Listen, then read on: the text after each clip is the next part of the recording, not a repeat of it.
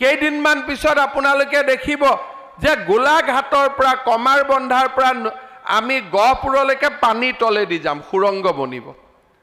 এতিয়া চাওঁতে চাওঁতে দেখিব কাজিৰঙাৰ ওপৰত আমি ওপৰ দি ৩২ কিলোমিটাৰ ওপৰ দি যাম, ওপৰৰ পৰা কাজিৰঙা চাই চাই যাম তলত।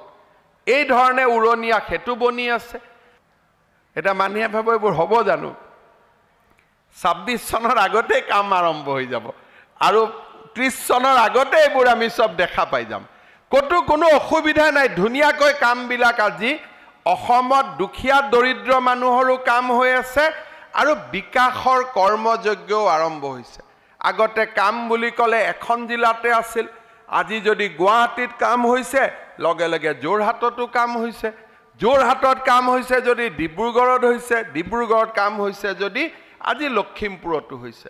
সকলো জাগাতে আজি কেন্সাৰ হস্পিটালৰ পৰা আৰম্ভ কৰি মেডিকেল কলেজৰ পৰা আমি এটা এটাকৈ অসমৰ প্ৰতিটো জাগালৈকে বিকাশৰ আজি এটা নতুন ঢল বুৱাই লৈ গৈছো, যাতে আমাৰ অসমখন আটাইতকৈ সৰ্বশ্ৰেষ্ঠ হ'ব পাৰে।